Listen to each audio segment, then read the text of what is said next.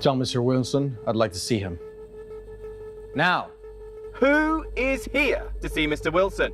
Asked a voice from behind them. Ah, so it's you. What are you doing here? Still trying to sell properties? Maybe you're trying to sell your own property. It is a bit on the smaller side. Do you think my boss would like that? You are a fool. Mr. Cole, I agree.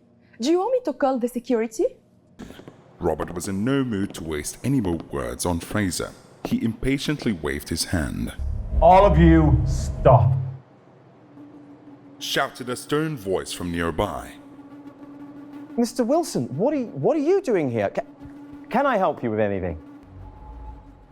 Why are you still standing there? Fraser, get lost. You get lost. You are the ones who should get lost. You fools. You bunch of idiots.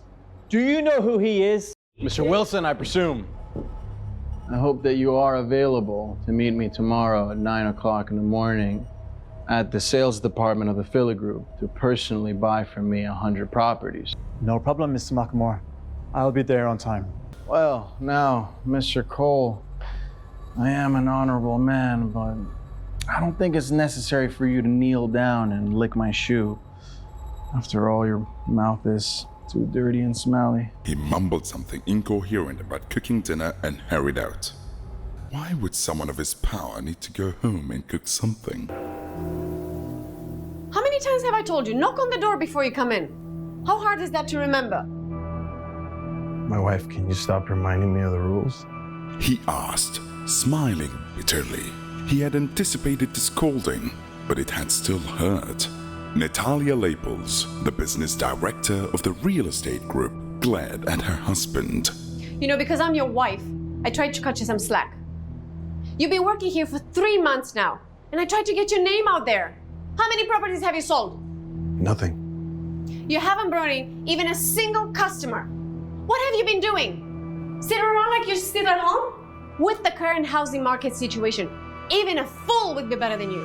Hearing the volume of his wife's scolding, Fraser immediately closed the door behind him. At the very least, he couldn't let others hear the embarrassing firing he was a victim of.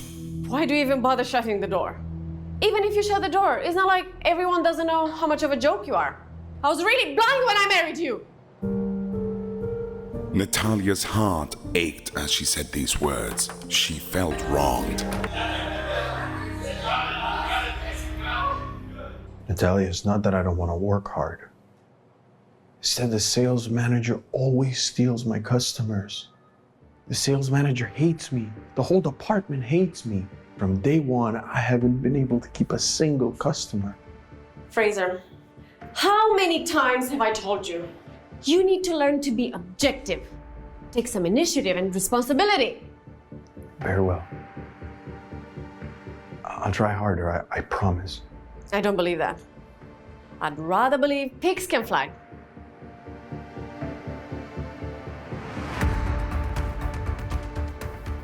Look, I'll try to help you out again.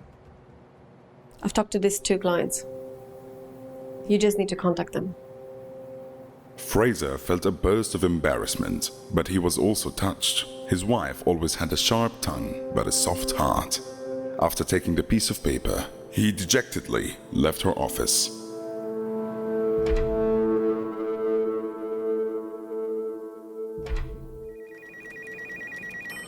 As soon as he stepped out of the door, he heard laughter erupting from the previously quiet sales department.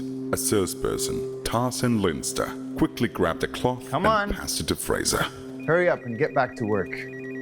You like housework. Tarzan laughed mockingly at Fraser before saying, Go ahead and tidy the office. You know, I don't understand you. Director Labels makes plenty of money. She can support you just fine. Why don't you run on back home and get back to your classic housework and cooking? Why are you trying to steal work from the rest of us? You're worthless here. Tarzan! Joe Parker, one of the higher-up salespeople, pushed the salesperson away. Fraser didn't trust Joe any more than he trusted Tarzan. Joe always acted as the manager's spy. He had directly taken customers from Fraser on countless occasions. Come on, Joe, why don't you push him out instead? All you have to do is hit him. Tarzan had a cruel look on his face and even took a step closer.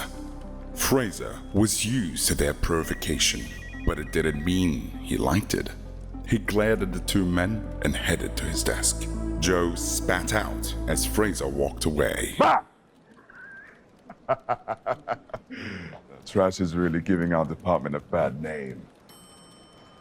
What are you laughing at? Go back to work. Come on, guys! I want sales! Sales! Sales! Sales! When the mocking voices faded and everyone started to get back to work, Fraser unfolded the note Natalia had given him. However, just as he was about to call the first number on the list, a large, middle-aged man walked over to stand beside his desk. Fraser peered up into the irritated face of his manager, Peter Earle. Peter glared condescendingly at Fraser before asking, Mamore, who gave you permission to use your personal cell phone on company time? I'm calling a client. Oh, really? Do you really think that you can succeed in making a sale? Why are you so stubborn? Look at them. They can sell a property every few days. Then we have you. You're worthless. If it wasn't for the fact that your wife is the boss, I would have fired you a long time ago. Do you think you could earn the same salary as those guys for doing nothing? Mamore, this is your last chance. If you can sell 100 properties by tomorrow morning, 9 o'clock, then you can stay. I'll even give you a promotion. If you don't, then you have to pack your stuff and leave.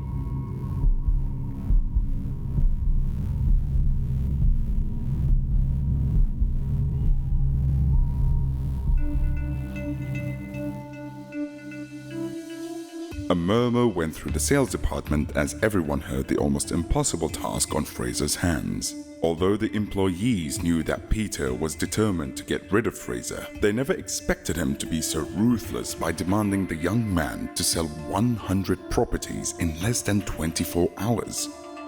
The most that the department had ever sold was a combined effort among the entire staff to sell 89 properties in 2 weeks. Selling 100 in a day was an unrealistic goal. News of the challenge quickly spread through the entire building. Soon after, Natalia also heard the news and rushed out of her office. Although she knew that Peter was deliberately making things difficult for Fraser, and she didn't like it, she still greeted her sales manager with a forced smile. Mr. Earle, don't you think you're being a little impractical? She asked. Do you think those numbers are actually... Don't say anything.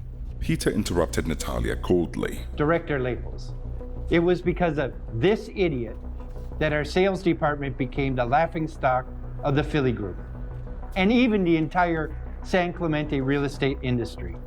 Therefore, I have a responsibility to my team that can't be avoided. Peter stood up straight and announced, By 9 o'clock tomorrow morning, if your useless husband can't sell 100 properties, then he'll be kicked out, and you'll be dragged out along with him. Looking at Peter's malicious smile, Fraser had the urge to punch the man in his smug face.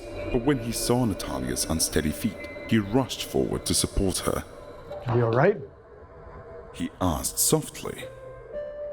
Natalia was still in a daze. She had come to the company soon after graduating from college and had worked hard to reach her current position.